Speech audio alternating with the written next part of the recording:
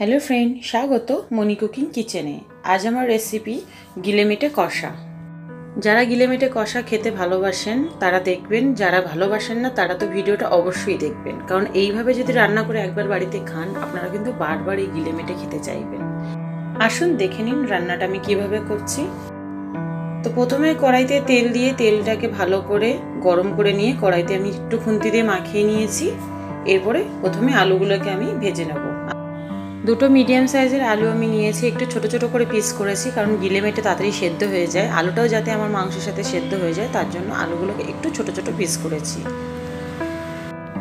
কালারের জন্য সামান্য একটু হলুদ দিয়ে ভেজে নেব, আর আলুটাকে লাল লাল করে একটু ভাজতে হবে। আমার আলুগুলো ভাজা হয়ে গেছে, দেখুন। এবার আলুটাকে তুলে নিচ্ছি একটা আলাদা বাটিতে।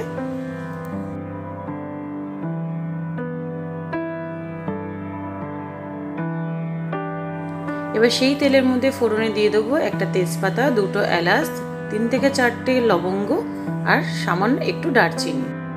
গোটা মশলাগুলো ভাজা হয়ে গেলে যখন দেখবেন মশলা থেকে গন্ধ ছেড়ে দিয়েছে তখন একটা বড় সাইজের পেঁয়াজ আমি কোচানো দিয়ে দিচ্ছি। পেঁয়াজটাকে ব্রাউন কালার আসা অবধি ভেজে নিতে হবে।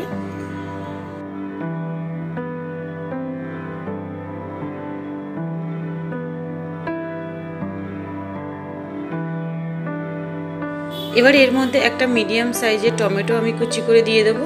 আপনারা চাইলে টমেটোটা পেস্ট করেও নিতে পারেন, কিন্তু কুচিয়ে দিলে এটা কিন্তু আলাদা রকম স্বাদ হয়। একটু নুন দিয়ে দেবো, টমেটো যাতে তাড়াতাড়ি সেদ্ধ হয়ে যায়।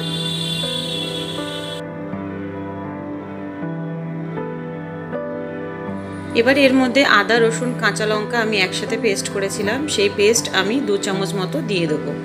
আমি বলে দিই এর মধ্যে আমি কতটা পরিমাণে নিয়েছিলাম। 1 ইঞ্চি মতন আদা নিয়েছিলাম, 7 থেকে 8টা রসুন নিয়েছিলাম, আর লঙ্কাটা তো আপনারা অবশ্যই আপনাদের অনুযায়ী নেবেন। আমি নিয়েছিলাম 5টা লঙ্কা, সেগুলো একসাথে আমি পেস্ট করেছিলাম।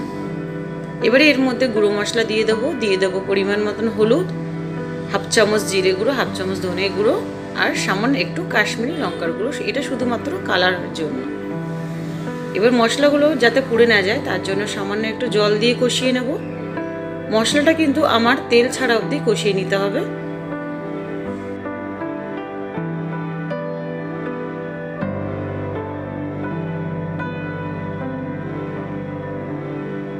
মশলা থেকে যখন এরকম তেল ছেড়ে আসবে, এবার আগে থেকে ধুয়ে রাখা গিলেমেটেগুলো আমি দিয়ে দিচ্ছি।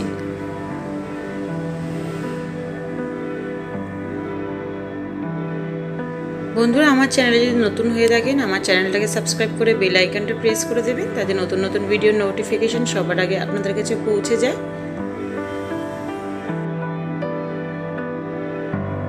7-8 মিনিট মতন কষানোর পরে এবার আমি আগে থেকে ভেজে রাখা আলুটাকেও দিয়ে দেবো। আলু মাংসের সাথে কষালে কিন্তু আলু তাড়াতাড়ি সেদ্ধ হয়ে যায়। আমার আরও একটু লবণ প্রয়োজন, তার জন্য আরও 1 চামচ মতো লবণ দিয়ে দেবো। আপনারা কিন্তু আপনাদের স্বাদ অনুযায়ী দেবেন। সব একসাথে আমি আরও কিছুক্ষণ কষিয়ে নিয়ে ঢাকা দিয়ে দেবো। ঢাকা দিলে কিন্তু মশলাগুলো ভালো সেদ্ধ হয়।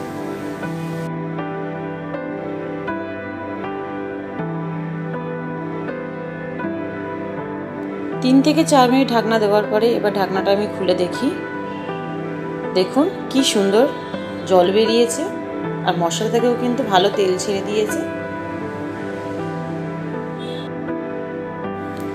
আমি গিলেমেটে কষানোর সময় এর মধ্যে সামান্য একটু গরম মশলা অ্যাড করব।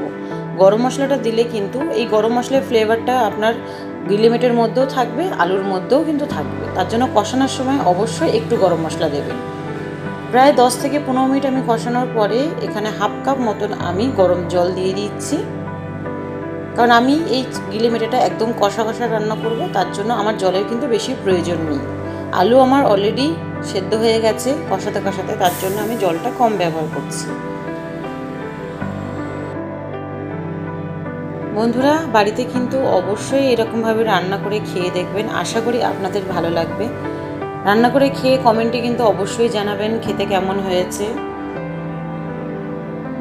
দেখা হবে নেক্সট ভিডিওতে।